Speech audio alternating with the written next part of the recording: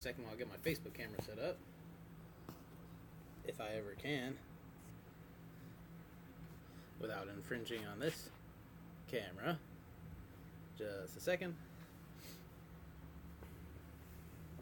Alright, there we go. I think that'll do it.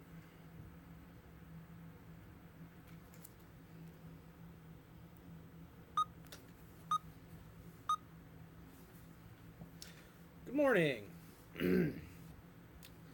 Hope today finds you seeking the way, the truth, and the life, as always, right? Standard little spiel. Today I'm going to do a video on spiritual discernment on sports and athletics. Video I have been wanting to do because it's such an interesting and currently in our society an all-encompassing issue. However, I've been dreading doing it because I know it could probably hurt a lot of feelings and upset a lot of people. Oh well. I hope if you get upset, I hope it just leads to repentance for whatever you're feeling guilty about.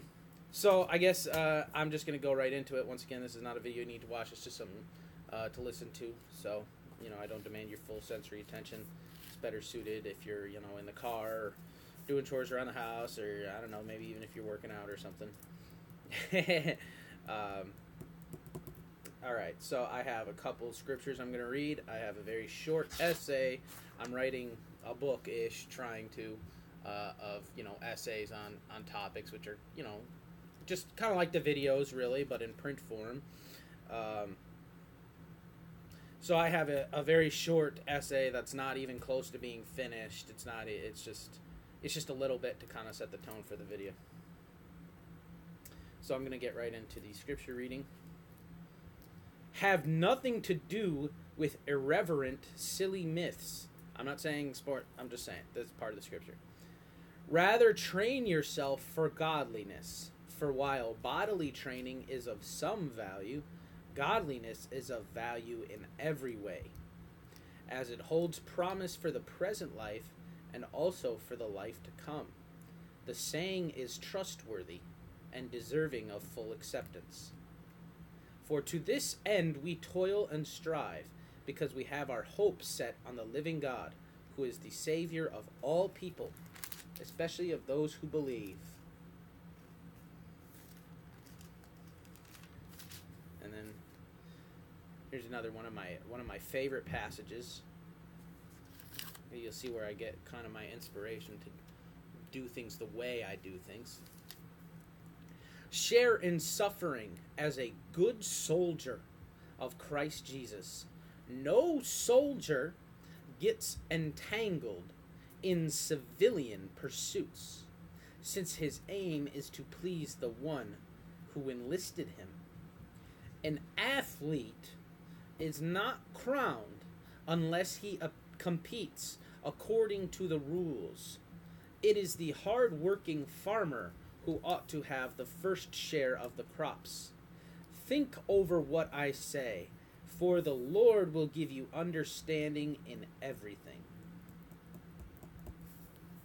So you see, I enjoyed that little passage because it works farming, sports, and soldiering all into one. So it's kind of right up my alley, really. And that it also says in another passage that I'm not going to read, to run the race. Run the race like it's a sport. And I think these readings kind of show that salvation is not sort of a one-shot deal. It's it's a game, it's a test, it's a sport, and God's going to see who's going to run the race, who's going to compete to win. So I'm going to go on to my very short 4-paragraph essay, and then I'll get into the video proper. My favorite sport is basketball.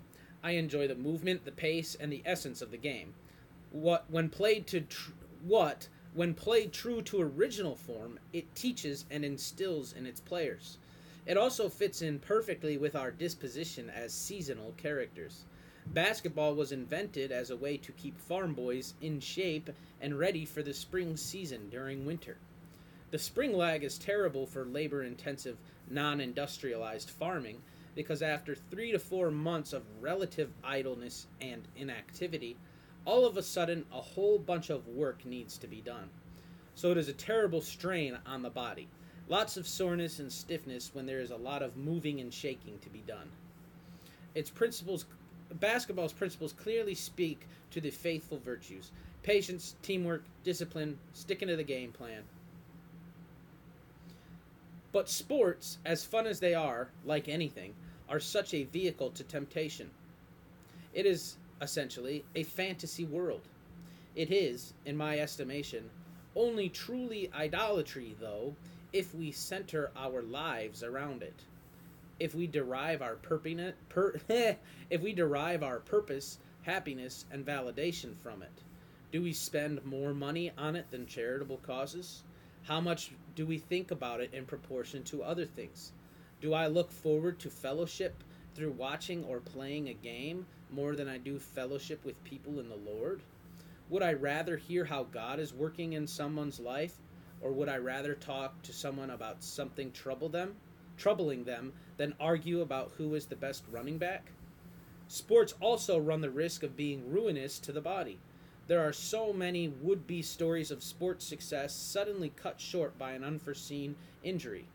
These people had their entire lives wrapped up in their skill in the game, in the sport, and in an instant it's taken away.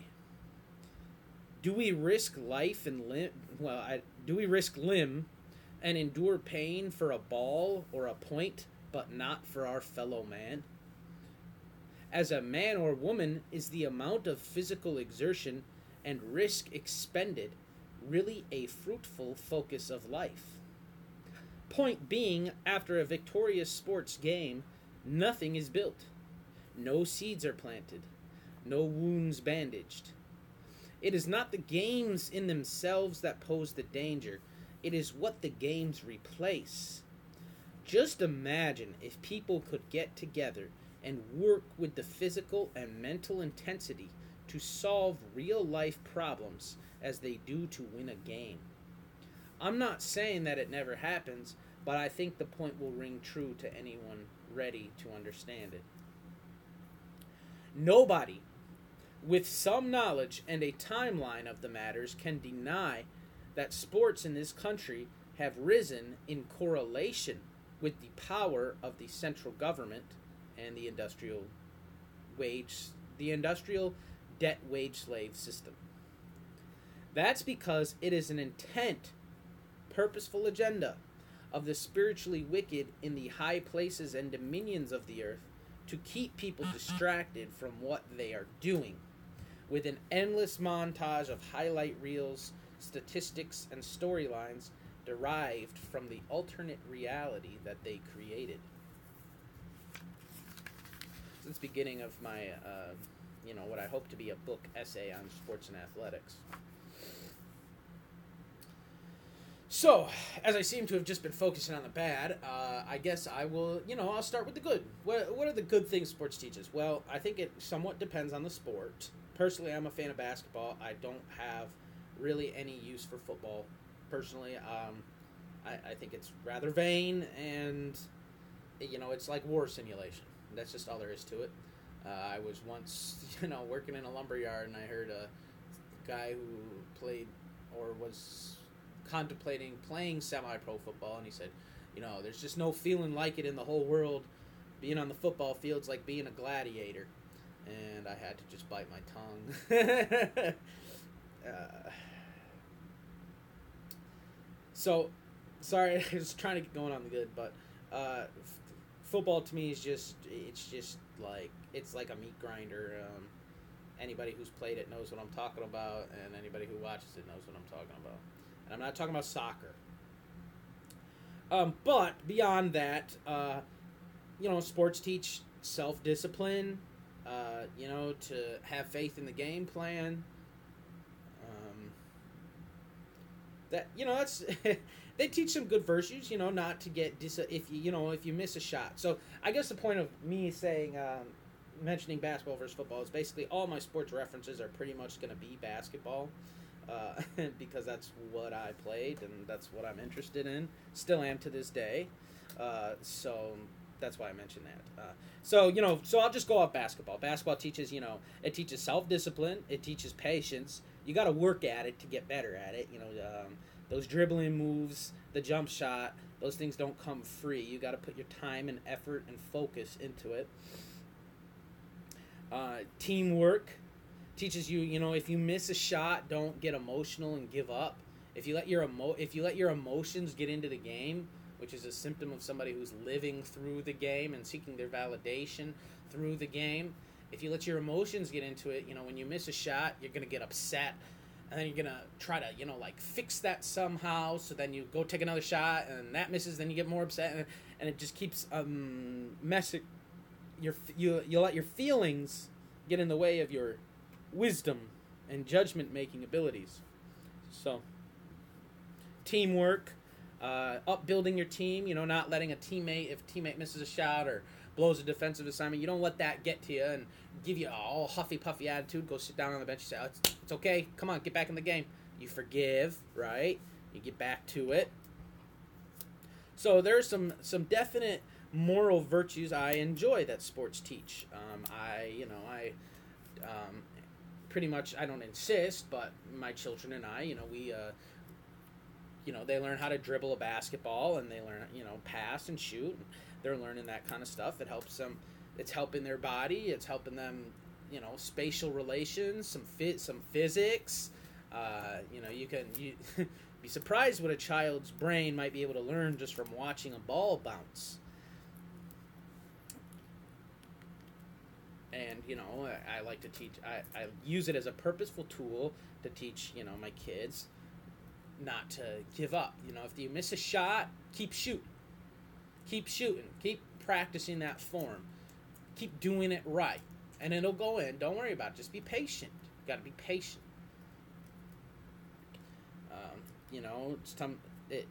It's good to be patient and play the game at a pace, to be in control of the pace. But sometimes it just gets a little wild and you got to do what you got to do to hang in there. So there's some great lessons that come from sports. I'm not saying they're all bad. I'm not saying playing sports is evil. I'm not saying any of that. But I will get into the bad. The bad. Well, number one to me, well, I don't know number one. But, plain and simple, there's the risk involved. You can see it about at least once a year. Some professional athlete dies, either on the basketball court or on the football field, on the lacrosse field. Some professional sports players, die when they're playing the game. Their heart rate gets up too high because, quite frankly, the body's not made for that kind of stuff. The body's made for activity, but, well, we'll get into that. So is, quite frankly, the bodily risk worth it? Especially to children? Are you gonna, possibly debilitate them from being a physical worker? Obviously, we live in a society now where most work is pressing buttons on a machine or, or sitting behind a desk. But as I'm speaking, I find that to not be so. That's what they tell you in school, but there's still plenty of guys, swinging chainsaws and shoveling wood chips for a living. So are you gonna, ruin the hope of the kid being a physical worker and not only, for a paycheck, but, to be able to get it done for his own family, for his own life, with sports injuries. Last year, I destroyed my ankle pretty badly and I couldn't walk for a week. So it's a good thing that I'm in the position that I am in, or,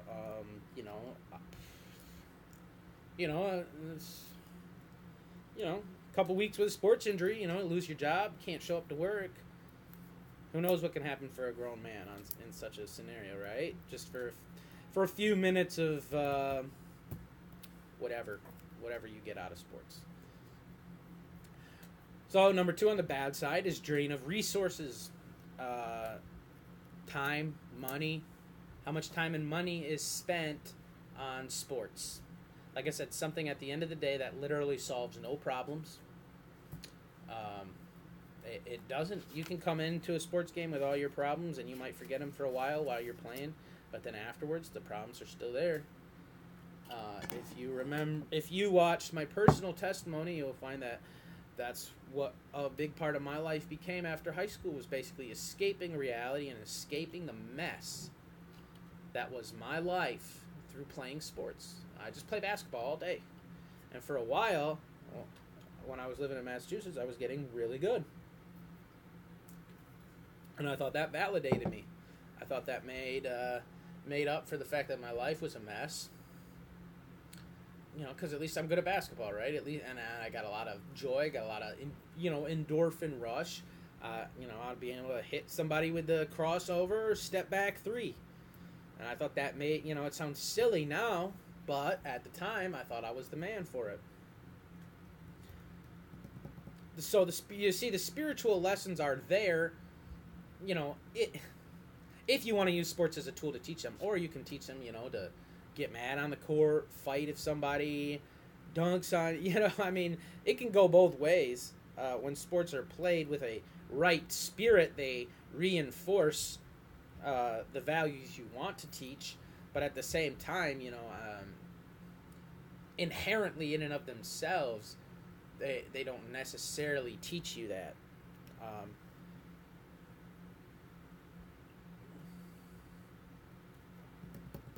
So then moving on, as I've kind of touched on, is this idolatry of sports.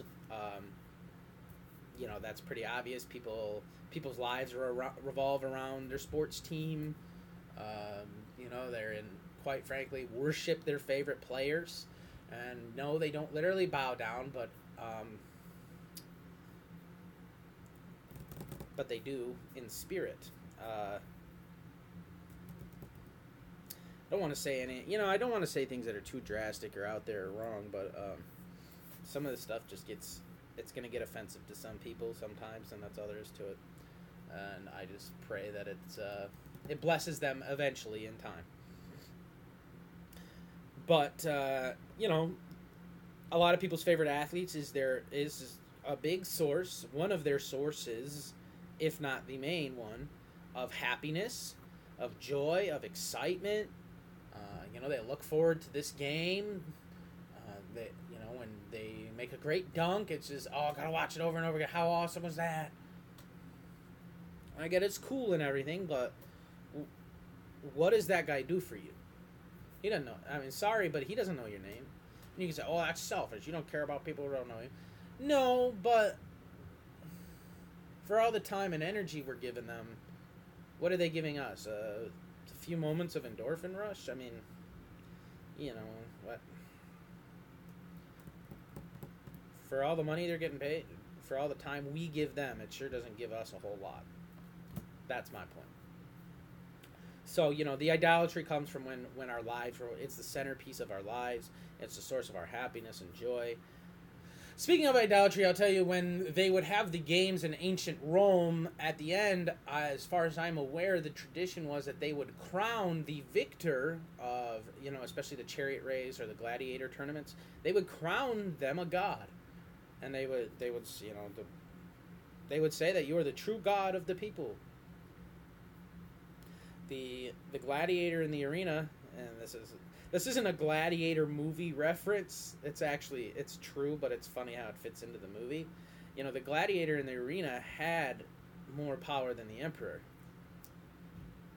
He had a window into way more people's hearts than the emperor did.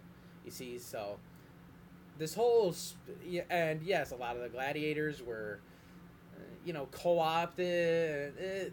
Rome was a murky show too, okay? And so that's my point, is that this stuff has been going on for a long time. I'm not just I'm not just judging Americans in their sports. This has been going on for as long as the Babylon system's been running. Wrestling matches, gladiator tournaments, javelin throws. They've been doing this stuff forever.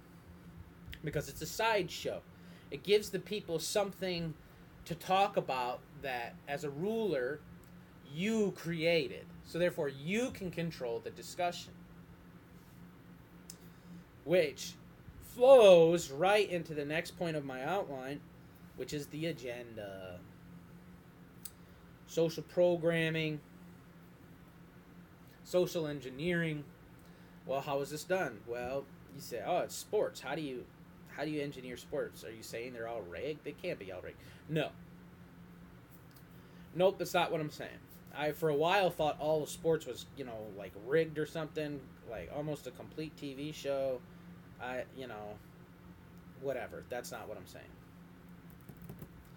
But the social programming is transmitted through sports, mainly through language selection.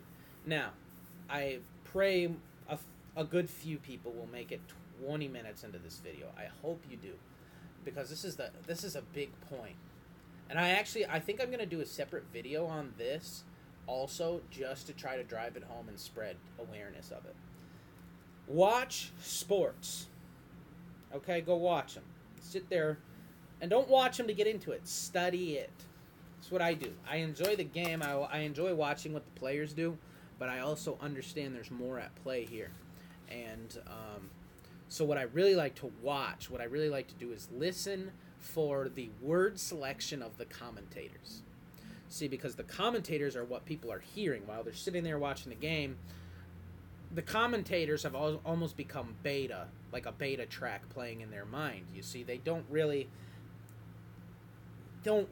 pay attention to what the commentators are saying. However, if you do, you'll notice the word selection. Every time somebody does something good on the field, that guy is a beast, or he is a monster. Or now the main conversation people like to have is, who is the GOAT? The greatest of all time. And I'd sit here and I'd just clap my hand to my face. And I realized, dude, this is total code. When they say the GOAT, they're talking about Lucifer. They're talking about Baphomet. You're saying, who's Satan? Who's the best? And of course, you don't realize that. But see, that's what they've infiltrated into the sports world to condition your mind. So that, A, you go along with these things, and B, you totally don't see them. Who's the GOAT? Tom Brady's the GOAT. LeBron James is the GOAT. The reason why they always talk about these players, because those players are the ones who are in the Illuminati who actually do this stuff. There's a reason why a lot of these players dress like homosexuals, into fashion, have weird behavior. It's because they do dark, dirty stuff behind closed doors to get to where they are. To get the promotion that they get. You don't get that for free, and you don't get it just by hard work. Because there's a lot of people who've worked really hard and put up great numbers in sports who just never got their break. They wouldn't get the playing time. They wouldn't get the promo. And that's because it's an agenda. And they seek out athletes, people who are willing to go along with the agenda. Because if you look at how they play sports, a lot of these guys, how do they play it? Right? Let's talk about a couple guys. LeBron James, Russ Westbrook, okay? If you look at how, especially Russell Westbrook, if you look at how they play the game, they literally, this is where it gets kind of spiritual, they sacrifice their body. And you'll hear this a lot in sports commentary. I should get back to that. But whatever. But they literally, the way they play, they sacrifice their body. They come down the court with absolutely no regard of what's going to happen if they don't get this landing right. Snap, there goes the leg. They throw it all. Reckless abandon. And thank God, they don't get their joints snapped every time they land on the floor. But, that's the fact they don't realize that's their pride getting to them. You'll hear that a lot in sports commentary. You'll hear, oh, he really sacrificed his body for the team. He really sacrificed himself for the play. He really put his body on the line for that point. And I was sitting here like, wow, they're saying this to people.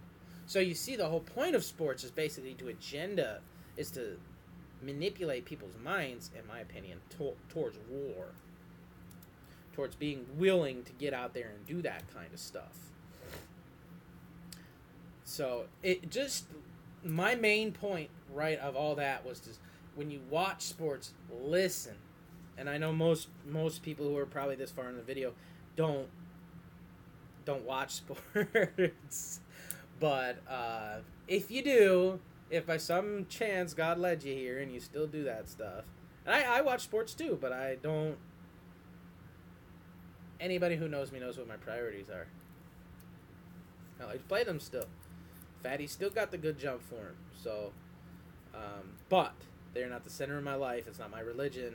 The people I play, my basketball team's not my church. Okay, this, that, and the other. But the commentary, the word selection used by commentators when they're broadcasting sports games is fascinating. And there's a lot of homosexual agenda messaging hidden involved. I've heard commentators say things that are just absolutely outrageous. Outrageously, clearly, subliminally messaging people towards the homosexual agenda. Clearly, if you go like the NBA, for example, the NBA is big. If you go to the NBA.com website, a lot of times the pictures that they post of the players, it'll be them in a very compromising situation, and of course it'll be a candid photo from the game. But they'll have it with, like, the guy's hand on the other guy's butt and the other, like, on the inside of his crotch with, like, the guy's faces real close together. You say, Seth, you're seeing things. No, I'm not, because it's a pattern, and it's a predictable pattern that, like, you can see all over the place.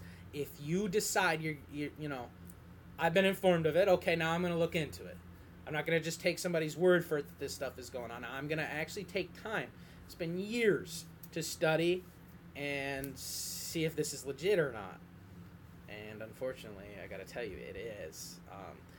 Look at the new NBA commissioner, Adam Silver. Just look at him. Just look at him.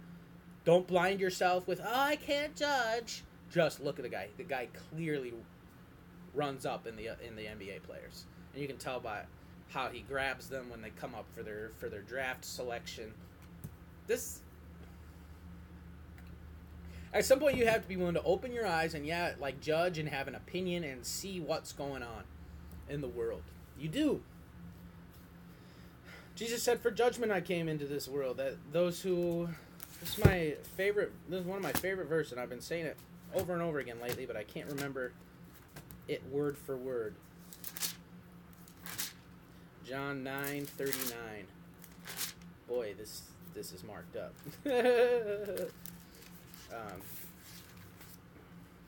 Just a second, because this is one of my favorite verses all the time, because you'll never hear it preached ever. Jesus said, for judgment I came into this world, that those who do not see may see, and those who see may become blind. I love that. How many of us, according to the world's standards, are total fools, right? But God gives us sight to see what the people who call us fools don't see. And that's what I was getting at. So, back to the agenda. Social programming, war. Here's what it says on my outline. Agenda, social programming / war / competition / striving / pride. How often do you see pride advertised in sports? It's all about pride, isn't it? That's what winning is about. That's what going to the championship's about. It's all about pride. Because really, it has to be. Because otherwise it doesn't matter. Because it doesn't matter whether LeBron James drops 40 points tonight. It doesn't matter. It means nothing. It literally means nothing. Other than what value emotionally we place on it. But in reality, it provides no value. It provides no wealth. No sick people are healed. No wounds are bandaged. No houses built. No seeds planted. And you say, oh, well, but they make us feel good. All right, well, then they make you feel good. So they're a drug. Just saying. I'm just saying, if you want to be honest, if you want to seek the way, the truth, and the life, you have to start looking at everything. You got to start looking at everything. So, subliminal messaging through commentary. The next point, I already worked that in. But I'm just telling you, just watch and listen. Beast, Monster. Those are the two ones that really stick out in my head. But then the way they pose questions, the entire sports commentary world, the entire industry, ESPN, NBC Sports, it's all, one, it's a make industry about nothing, okay? Two, listen to how, and yes, okay, you can say, oh, well, Seth, I don't spend any time with this kind of stuff. Why does it, what are you talking about? Why are you wasting your time? The reason why I've wasted my time looking into this stuff is because it's the world the people I love are living in. So I have to know about it in order to communicate these things clearly and properly to them. So actually, in the last few months, I've been spending a lot of time viewing sports media, both games and ESPN shows, commentary, the way they set up the commentators' debates, the questions they ask. It's all subliminal messaging. It's all programming, gearing you to think in certain ways. Oh yes, that's a big one, is the commentary. The language selection used in the commentary, you always hear them say, I don't believe in them. I don't have faith in them. Or they'll say that this player has been a revelation. I'm just like, what? This player's a revelation? What? You are clearly just mocking God. You are clearly part of an agenda being used to make sports into a religion for people. Because otherwise, why would you use the word revelation? That word is completely inapplicable in any way, shape, or form. And there's lots of other. I really should. I should have wrote them down, but I didn't, because I want you either know what I'm talking about and have experienced it yourself. You kind of know what I'm talking about, but haven't experienced it. So yeah, it's easy to get with, or you don't believe me. Or you might be struggling coming towards it, but you're not really sure what I'm talking about. Well, I'm not saying just believe me. Go look at it for yourself. Take the time, right? This is the work we have to put into ourselves, to our mind, our spirit. This is the race we have to run so that we can obtain our salvation. And that's that. I enjoyed the second verse that I read about, a soldier does not get involved in civilian pursuits. That, it's kind of us, right? Soldiers of the Lord, we're not to be getting involved with a whole bunch of, vain, frivolous activities. Here we are, to soldier on for the one who enlisted us. All right. So, we're athletes running the race that God has set before us. We're farmers providing fruit. Okay? So the next, I guess just to wrap up my comment about the commentary is, you'll also, when they debate about the sports, it's very judgmental. It's very, judging people based on works. And we don't seem to have, they don't seem to have any concern for the person as a human being. All they want to do is criticize how they're playing. They don't say, oh, well, why is he playing that way? Why is he clearly in a funk right now? Well, something must be going on off the court that's really getting into his head and messing with him. What's going on with this guy? No, nobody's worried about that. That's weak sauce, Seth. So, purposeful distraction of the people, like I've pretty much entailed. It's an entire culture of make-believe. It's a created religion. It is. That's why they say on LeBron James's signature phrase is witness. That's what we do for Jesus Christ, is we witness. So, they're calling LeBron James Jesus Christ.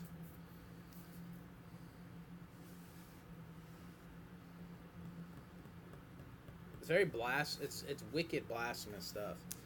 And I'm not saying playing sports is, but the agenda filtered through sports. Because years ago, as I was coming out of the world, I only have a few minutes left on this video. Years ago, as I was coming out of the world, I was wondering, hey, I wonder when they're going to start filtering political agendas through sports, because they're, essentially government-controlled entities. So when is the agenda going to start coming through? And of course, I didn't realize it at the time, but the satanic agenda is already well in place. And then, yes, now they're kind of filtering politics through it. Gun control, racism, that kind of stuff. So purposeful distraction and people entire culture of real make believe. See, all that sports, it doesn't matter. What's going on the sports field doesn't matter. You can't hold points in your hand. Okay? People remember points per game, and the player, but they can't remember, which chapter and verse of Paul. Interesting, right? You see? Next point is knowledge is... Oh, and as for the religion, if you want a illustration of how sports is a religion, look at the faith people have, the belief people have, the joy, energy, and effort people put into it. And then you have the sports players who are those are the prophets of the religion. The characters, the Bible characters of the religion. The commentators are like the pastors, the preachers. The arenas and stadiums are the temples.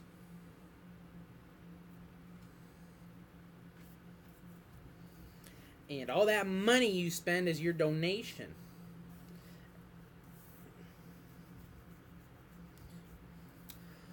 So, I guess I covered sports.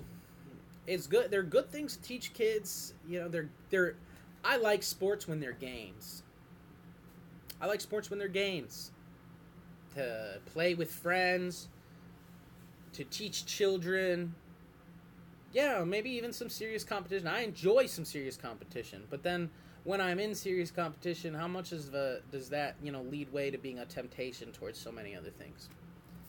So, love not the things of this world,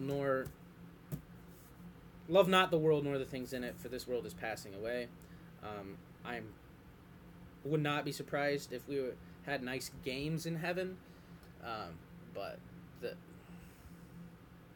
the professional and NCAA sports complex is a nightmare. Plus, I will just go on real quick, add a last note. If you made it into the video, this far in the video, I have lots of respect for you. So, not that I don't have respect for you if you didn't, but you're volunteering for a class basically, and that's pretty cool in my opinion.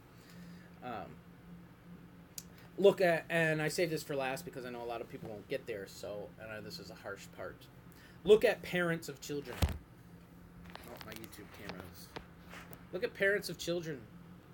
How much of their lives is wrapped up in the kids' sports? How many hours out the day are taken up, by sports? How much money is taken up by sports? And I'm gonna... Look, don't get butthurt, okay? Don't get upset. Just be honest. How much? For what? For something that they're going to give up in a couple years anyway? For what? What is that going to... They're going to make a living doing that? They're going to change the world doing that stuff? Chances are about, one in how many hundreds of thousands. So, I guess the big thing that I like to take away from this is just like... efficiency, effectiveness. How much resource is being put where, and for what purpose, and what is it achieving? Who, what, when, where, why, and how. And that's part of the social control of this country, is all the hours parents spend wrapped up, chasing after their children's sports dreams, which are generally vain and frivolous and are going nowhere. Their children rule over them. That was one of the... it's either women are their oppressors and their children rule over them, or children are their oppressors and their women rule over them. That was one of the symbols of Israel in judgment. Israel in disobedience. Israel in idolatry. So, God bless. Thanks for listening. I'm all done here. Have a good day. Bye.